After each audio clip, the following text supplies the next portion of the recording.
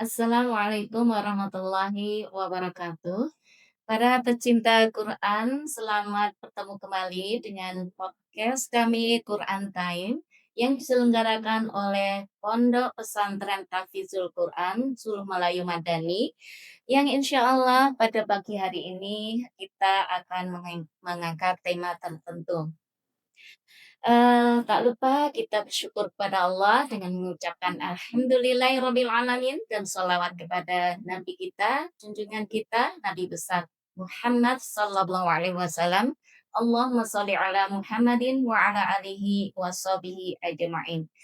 Kita mulai podcast pagi hari ini dengan tema optimalisasi ibadah di bulan Ramadan. Kali ini kita sedang bersama dengan Dr. Asma Ridwan, MSI, MPSI, psikolog, dan bersama saya Kusuma Restu Budiani, SPDI, MSI. Subtema pada pagi hari ini, bagaimana mengatasi berbagai godaan ibadah di bulan Ramadan. Untuk itu kita sapa Dr. Asmat. Assalamualaikum warahmatullahi wabarakatuh. Waalaikumsalam warahmatullahi wabarakatuh. Senang sekali bertemu dengan pecinta Quran pada pagi hari ini, yang mana kita akan mengusung subtema dari bagaimana kita mengatasi godaan ibadah di bulan Ramadan.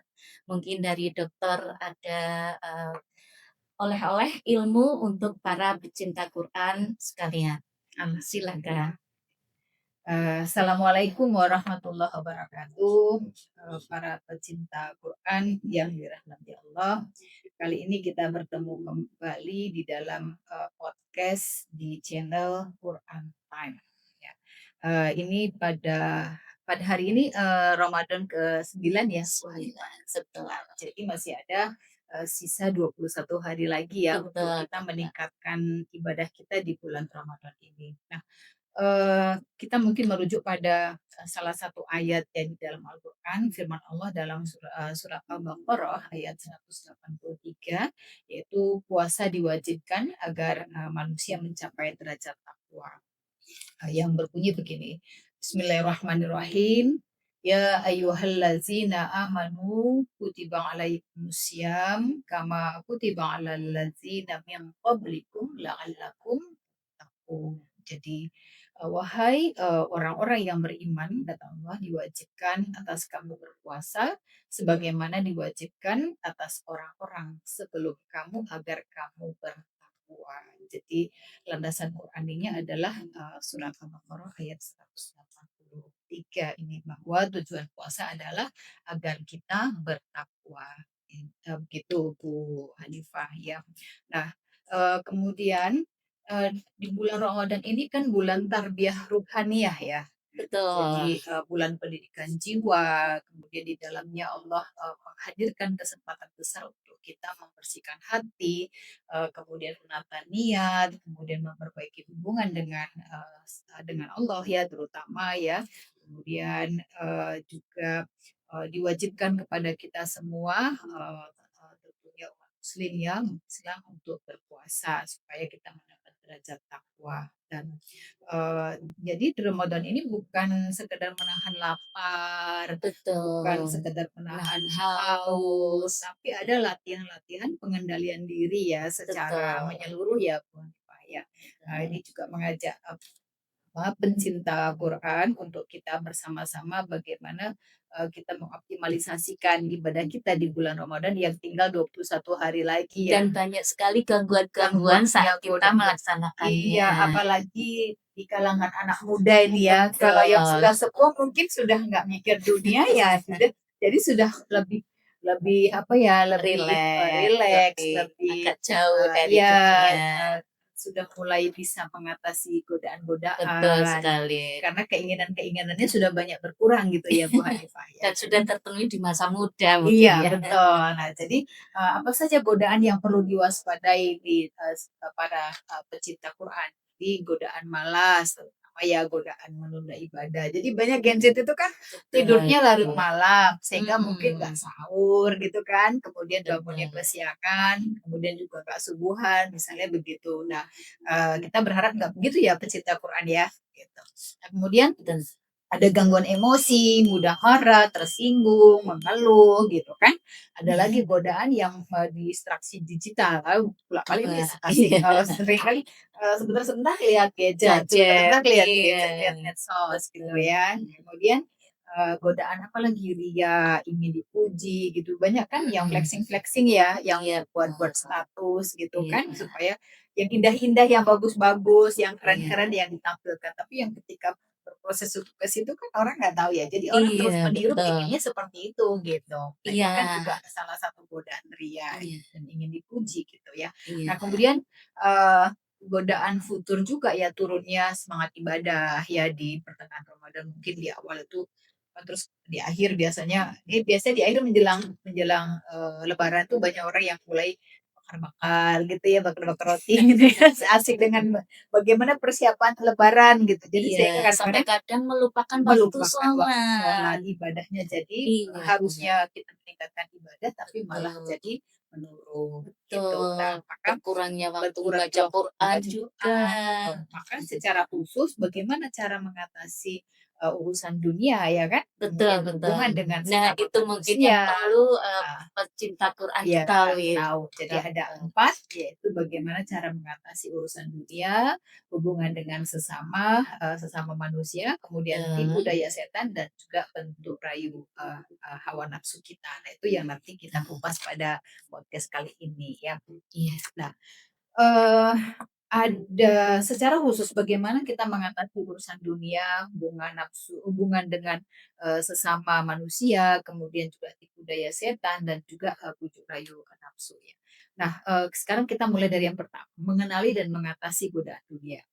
Ada 3 alasan yang membuat kita itu harus menjauhi diri, yaitu harus, zuhud gitu. Apalagi di Ramadan ini waktunya untuk kita zuhud gitu ya kali ya. betul, Jadi 12 bulan, 1 tahun, 1 bulan Allah tuh menyediakan nih, kamu bisa khusus zuhud bulan, khusus iya bulan Ramadan ya. iya, Nah itu dari godaan dunia.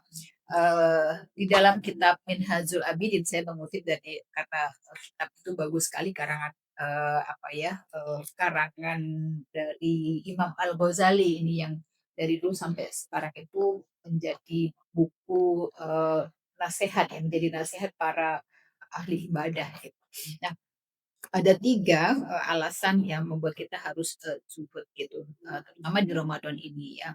Nah, jadi yang pertama, katanya, bila engkau tergolong orang yang bijak dan cerdas, kemudian jauh dari kotoran dunia, maka cukup bagimu mengerti bahwa dunia itu adalah musuh Allah Masya Allah, dan Allah itu kekasihmu.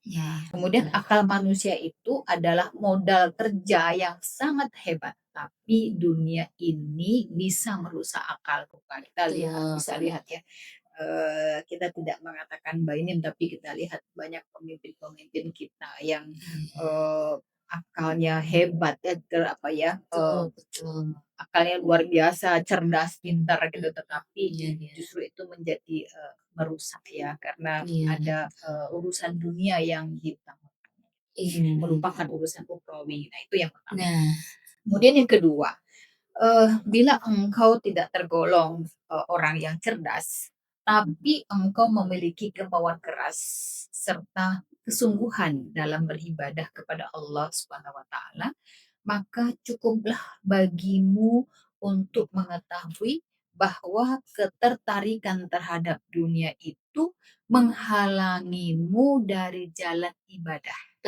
dan amal betul, baik.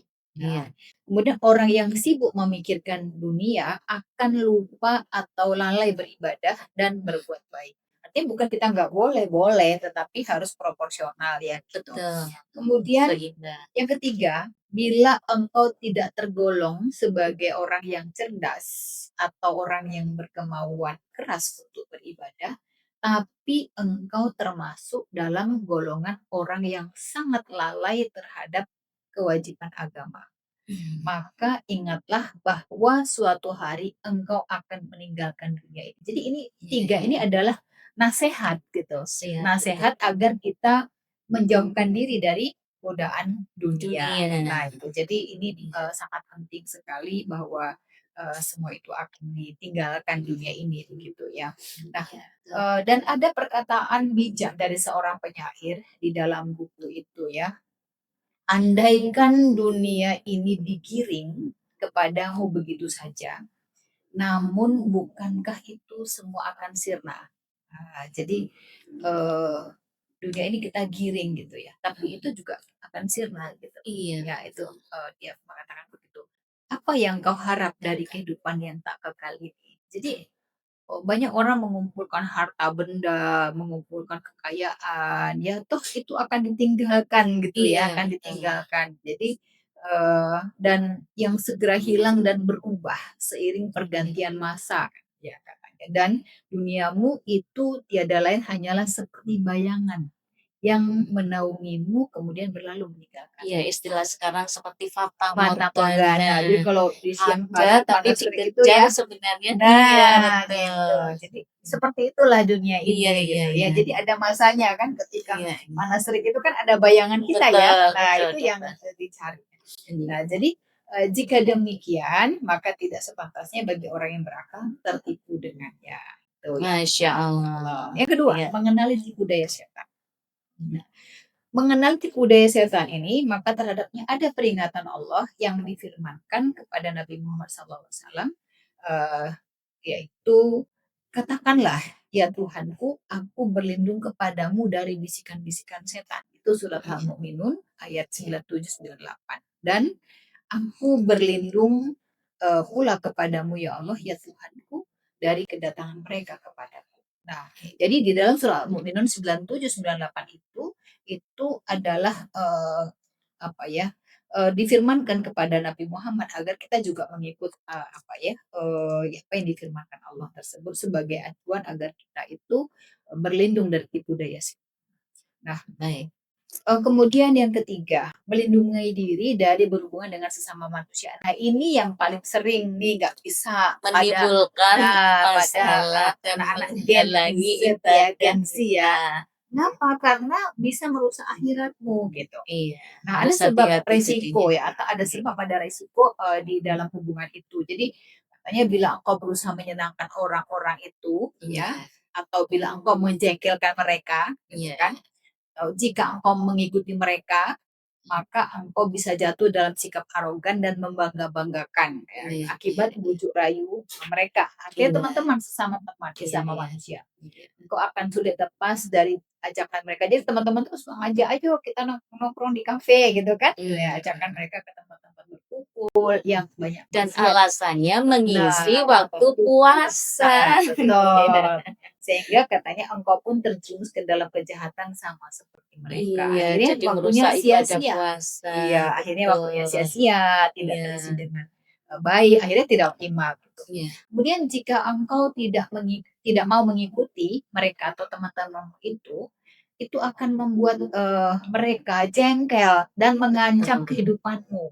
Nah, itu iya. nasihat buat Gen Z ya, Gen Z Iya. terutama. Tapi Kemudian sepertinya juga semuanya, untuk iya, semua. betul ya. Tapi insya Allah kalau yang sudah sepuh-sepuh kayaknya nggak ada teman-temannya lagi, udah banyak berkurang ya. Begitu ya. Karena sudah banyak yang meninggal Iya, dunia gitu ya. baik, baik. Jadi apapun sikap yang kau ambil pasti akan merugikan diriku sendiri. Jadi kalau engkau meninggalkan mereka, mereka jengkel, terus Mhm. mereka jadi mengancam kehidupanmu. Kalau kamu mengikuti, kamu juga artinya menjadi apa merugi gitu ya. Nah, jadi Iya, kita harus tahu bagaimana cara kita melindungi diri dari sesama.